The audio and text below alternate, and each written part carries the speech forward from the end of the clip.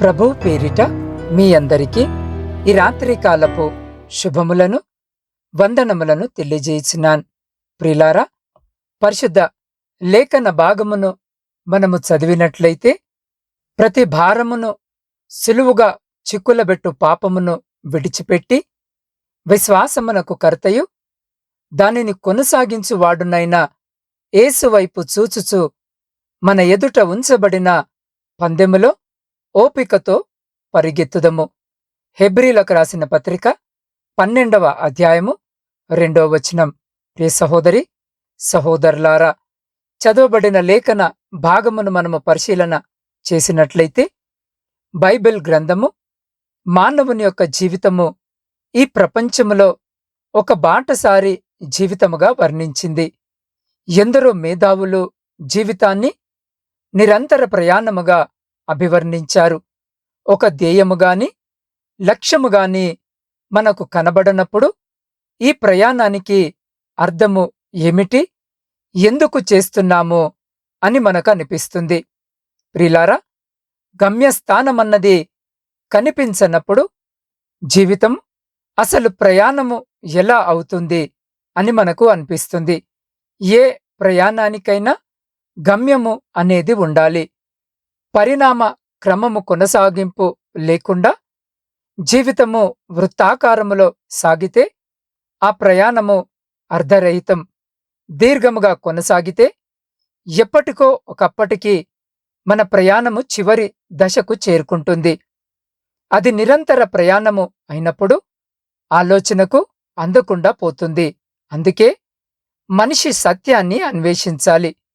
జీవ గ్రంథమునందు అపోస్తలుడైన పౌలు క్రైస్తవ ప్రయాణము వృత్తాకారములో జరిగే ప్రయాణము కాకుండా యేసు క్రీస్తు వారి వైపు చూస్తూ జరిగించు గొప్ప ప్రయాణముగా వర్ణించాడు.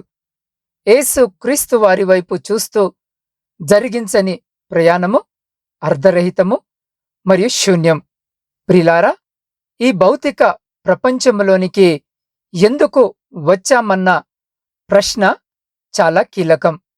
నేర్చుకోవడానికి, జ్ఞానము సంపాదించుకొని దేవుని సేవలో తరించడానికి వీలు అవకాశము దొరికాయని కొందరు గుర్తిస్తారు. మరెందరో ఈ యథార్థాన్ని గ్రహించేసరికి వారి ప్రయాణము పరిసమాప్తమవుతుంది. ప్రతి ఒక్కరికి ఇక్కడికి ఎందుకొచ్చామో, ఈ జీవితము ఏమిటి, ఎందుకు లాంటి విషయాలు తెలుసుకోవాలనే తాపత్రయం మరియు జిజ్ఞాస ఉంటుంది. ధ్యానముతో జీవితము మీద దృష్టి సారించి ప్రయాణములో ఆనందాన్ని పొందాలి. ప్రిలారా, వర్తమానములో జీవిస్తూ పరిశుద్ధాత్మ నడిపింపులో ఆత్మశోధనతో జీవిత పరమార్థాన్ని తెలుసుకోవాలి. వెలిచూపు వలన కాక విశ్వాసము వలననే నడుచుకొన బద్దులమయ్యున్నాము. నేను చెప్పునదేమనగా ఆత్మానుసారముగా నడుచుకొనుడి, అప్పుడు మీరు శరీరేచ్ఛను నెరవేర్చరు అని పరిశుద్ధ లేఖన భాగములో పౌలుగారు క్రీస్తు వైపు ప్రయాణించు వారికి ఈ జీవపు మాటలను వ్రాసియున్నాడు. ప్రియులారా, యేసు క్రీస్తు ప్రభువైపు చూస్తూ మన ప్రయాణములో వేసే ప్రతి అడుగు ఆనందముతో కూడినదై ఉండాలి.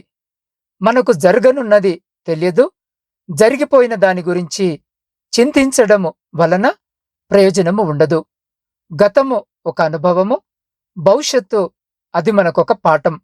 ప్రియులారా, యేసు క్రీస్తు ప్రభు పరిశుద్ధ లేఖన భాగములో ఈ విధముగా చెప్పియున్నాడు. అందువలన నేను మీతో చెప్పునదేమనగా, ఏమి తిందుమో ఏమి త్రాగుదుమో అని మీ ప్రాణమును గూర్చి అయినను, ఏమి ధరించుకొందుమో అని మీ దేహమును గూర్చి అయినను చింతింపకుడి. ఆకాశ పక్షులను చూడుడి, అవి విత్తవు, కోయవు, కొట్లలో కూర్చుకొనవు, అయినను మీ పరలోకపు తండ్రి వాటిని పోషించున్నాడు. మీరు వాటికంటే బహుశ్రేష్ఠులు కారా?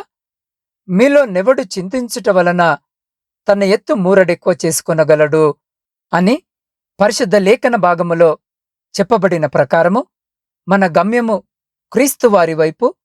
జీవితములో కలలు, లక్ష్యాలు చాలా ముఖ్యమైనవి. గమ్యము లేదని భావిస్తే మన ప్రయాణము వృధా అవుతుంది. ఎటువంటి విలువ ఉండదు. అది జీవితంలో ప్రతి అంశము పైన ప్రభావమును చూపుతుంది. ప్రియులారా, జీవన ప్రయాణమంటే వ్యూహ, యథార్థతలు కలిసే సున్నితమైన సమస్థితిని కోరుకోవడం. మనిషి తన అసంపూర్ణ జ్ఞానము నుంచి, అనిశ్చితమైన పరిస్థితుల నుంచి క్రీస్తు గురించి అనంతమైన పాఠాలను నేర్చుకుంటూ సాగిపోవడమే జీవితం. ప్రియులారా, ఒక దేశములో నావ ఒకటి బయలుదేరింది. అందరూ మిక్కిలి సంతోషముతో ఆ నావలో ప్రయాణము కొనసాగిస్తున్నారు. ఆ ప్రయాణికులలో వృద్ధాప్యములో ఉన్న ఒక నావికుడు కూడా ఉన్నాడు. కొంత దూరము వెళ్ళేసరికి హఠాత్తుగా తుఫాను వచ్చి గాలి వీచడం ప్రారంభించింది. నావ ఎక్కువగా కదలడం ప్రారంభించింది. అప్పుడు ఆ నావను నడిపించే నావికుడికి ఏమి చేయాలో తెలియని పరిస్థితిలో ఆ నావలో ప్రయాణిస్తున్న ఆ వృద్ధాప్యములో ఉన్న ఆ నావికుడు ఈ విధముగా చెప్పాడు: నావను ఒక స్థలములో నిలిపివేసి కదలకుండా ఒకే స్థలములో ఉంచు అని ఆ నావను నడిపే నావికునికి చెప్పాడు. ఆ వృద్ధాప్యంలో ఉన్న నావికుడు చెప్పిన విధముగా తన నావను కొన్ని గంటలు ఒకే స్థలములో ఆపివేశాడు. కొన్ని గంటల తర్వాత ఆ తుఫాను తగ్గిన వెంటనే మరలా వారు బయలుదేరారు. ఆ నావను నడిపే నావికుడు ఆ వృద్ధాప్యంలో ఉన్న నావికుని దగ్గరికి వచ్చి కృతజ్ఞతలు తెలియజేశాడు. కఠోరమైన తుఫాను వచ్చినప్పుడు మనము నావను అక్కడే నిలిపివేసి అక్కడే ఉండేటట్లు చేసుకోవాలి అనే సంగతిని మర్చిపోకు అని ఆ యవ్వన నావికునికి తెలియజేశాడు. ప్రియ సహోదరి, సహోదరులారా, యోబు అనే ధనవంతుడు తన జీవితములో తుఫాను వంటి అనేక పోరాటములు వచ్చినప్పుడు దేవుని మీద నిరీక్షణతో ఉంటాను అని సెలవిచ్చినట్లుగా పరిశుద్ధ లేఖన భాగములో మనము చదవగలము.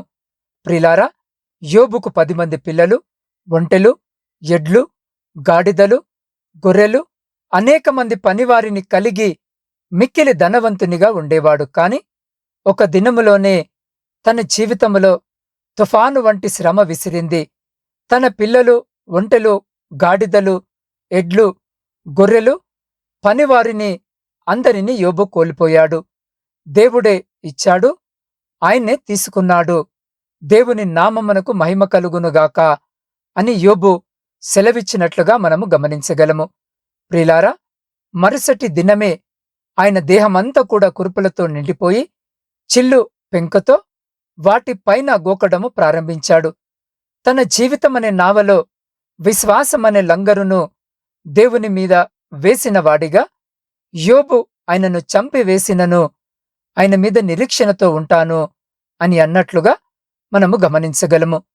నా ప్రాణము పోతున్నప్పటికీ నా దేవుడు నన్ను రక్షించడానికి సమర్థుడు అని అంటున్నట్లుగా మనము గమనించగలము. చివరికి తన విశ్వాసం తను కోల్పోయిన వాటన్నిటిలోనూ రెండంతల ఆశీర్వాదాన్ని పొందుకొనడానికి సహాయము చేసింది. కాబట్టి ప్రియ సహోదరి, సహోదరుడా, ఒక రైల్లోనో ఓడలోనో చేసే ప్రయాణము లాంటిదే మన జీవనయాత్ర. మధ్య మధ్య మజిలీలు, మార్గాలు, మలుపులు, ప్రమాదాలు అనేకం. జన్మించడముతోనే మనిషి ప్రయాణము ప్రారంభమవుతుంది. తల్లిదండ్రులు మనతో పాటు గమ్యము చేరుకునేదాకా తోడుగా ప్రయాణిస్తారని భావిస్తాము. కాని మధ్యలో ఎక్కడో ఒక చోట వారు మనల్ని వదిలేసి వెళ్ళిపోతారు. తమ జ్ఞాపకాలు మిగిల్చి కదిలే కాలం మరెందరో ప్రయాణికుల్ని కలుపుతుంది.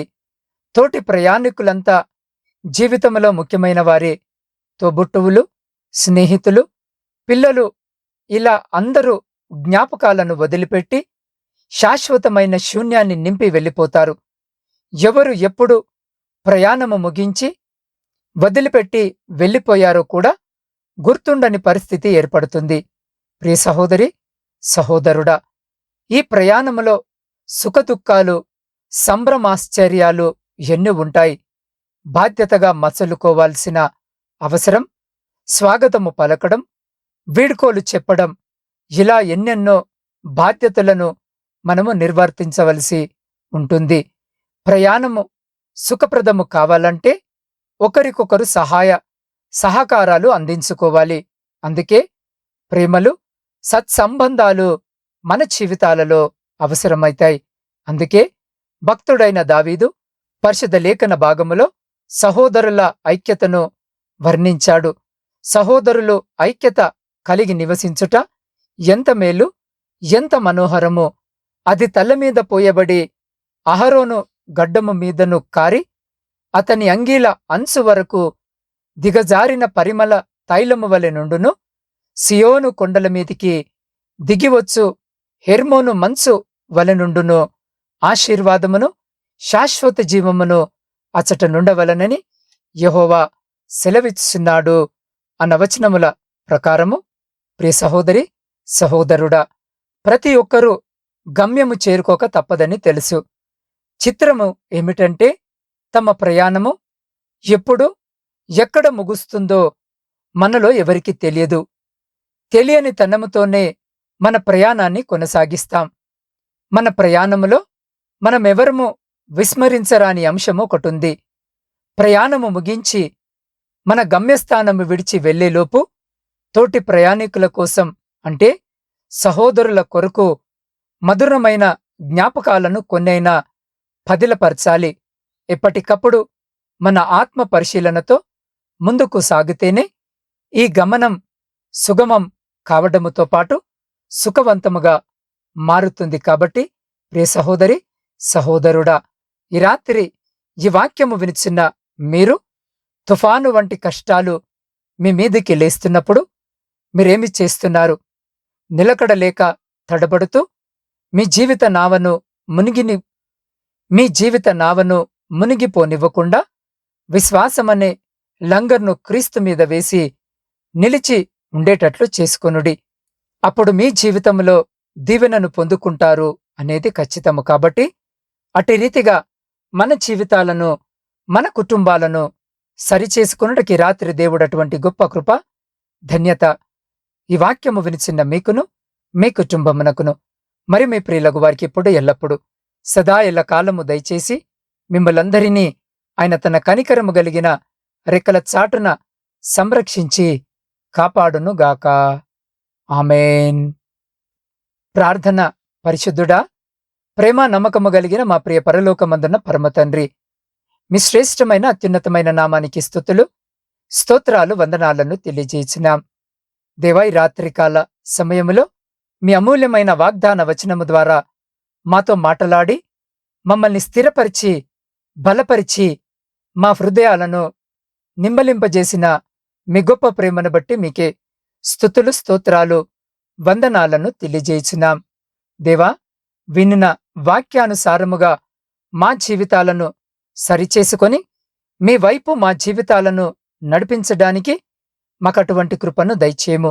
అయా, ఈ లోకములో ఉన్న మేము ఏమి త్రాగుదుమో, ఏమి ధరించుకుందుమో అని మా దేహమును గూర్చి మేము చింతించక, అయ్యా, మీ సువార్త పరిచర్యలో ముందుకు కొనసాగి మీ సువార్త పరిచర్య అందింపబడని అనేకులకు మీ ప్రేమను పరిచయము చేసేవారిగా మమ్మలను మీ సేవలో వాడుకొని పరిశుద్ధమైన జీవితము మాలో ప్రతి బిడ్డకు దయచేయమని వేడుకొనుచున్నాం.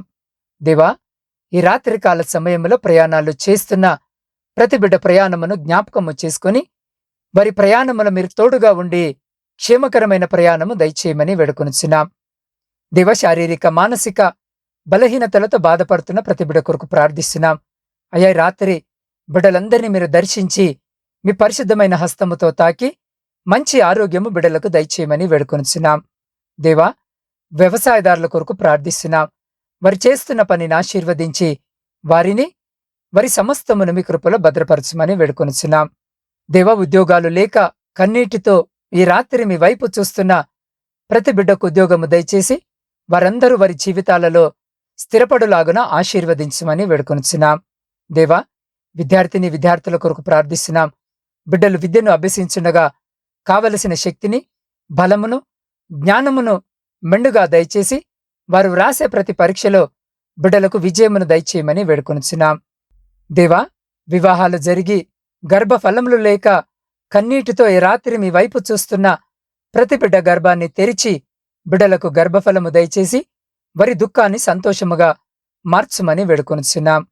దేవా, కుటుంబ పోషణకై కుటుంబాలను వదిలి దూరదేశాలలో ఉద్యోగాలు చేసుకుంటున్న ప్రతి బిడ్డని రాత్రి జ్ఞాపకము చేసుకుంటేనైనా వారి చేతుల కష్టార్జితాన్ని ఆశీర్వదించి వారిని వారి కుటుంబాలను మీ కృపలో భద్రపరచండి.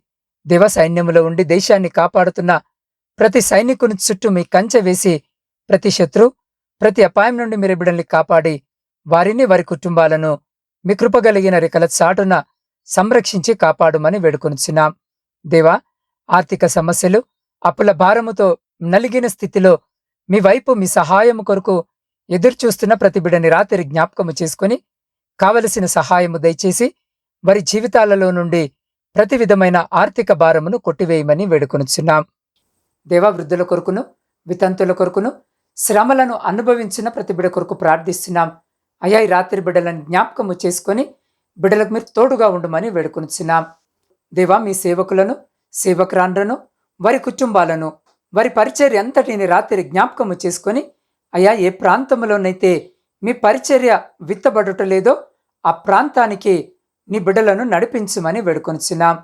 దేవా, సొంత గృహాల కొరకు ఆశ కలిగి మీ వైపు చూస్తున్న ప్రతి బిడ్డకు సొంత గృహము దయచేయమని వేడుకొంచున్నాం. వివాహాల కొరకు సిద్ధపడుతున్న బిడ్డలందరి కొరకు ప్రార్థిస్తున్నాం. వివాహాలు జరగక మీ వైపు కన్నీటితో ప్రార్థిస్తున్న ప్రతి బిడ్డకు కూడా కావలసిన సహాయము దయచేయమని వేడుకొంచున్నాం. దేవా, శాంతి సమాధానాలు లేని కుటుంబాల కొరకు ప్రార్థిస్తున్నాం. విడిపోయిన కుటుంబాల కొరకు ప్రార్థిస్తున్నాం. అయ్యా, ఈ రాత్రి బిడ్డలతో మాట్లాడి బిడ్డల మధ్య శాంతి సమాధానము ఐక్యత ప్రేమ నమ్మకము విశ్వాసమును కలిగించి విచ్ఛిన్నమైన ప్రతి కుటుంబమును తిరిగి మీ పరిశుద్ధ నామమున కట్టుమని వేడుకొనిచున్నాం. దేవ, ప్రపంచ శాంతి కొరకు ప్రార్థిస్తున్నాం. అయ్యా, ఎక్కడైతే యుద్ధ వాతావరణం నెలకొని ఉందో అక్కడ మీరుండి శాంతి సమాధానాలను కలిగించమని వేడుకొనిచున్నాం. దేవా, ఈ గాఢాంధకారమైన చీకటిలో మేము నిద్రించుండగా మా గృహాల చుట్టూను మా ఆత్మీయుల గృహాల చుట్టూను మా ఇరుగు పొరుగు వారి గృహాల చుట్టూను మీ అగ్ని కంచె వేసి ప్రతి బిడ్డను మీ దేవదూతల రెక్కల చాటున భద్రపరిచి ప్రతి అంధకార సంబంధమైన శక్తులన్నిటి నుండి మీరే సంరక్షించి కాపాడి మీ చిత్తమైతే మీరాకడ ఆలస్యమైతే ఎన్నికలేని మమ్మలను మరొక శ్రేష్టమైన నూతన దినములోనికి ప్రవేశింపజేయమని మా రక్షకుడును మీ ప్రియకుమారుడైన యేసు క్రీస్తు శక్తి కలిగిన నామమున ప్రార్థించి స్తుతించి అడిగి పొందుకొని ఉన్నాము తండ్రి. ఆమెన్.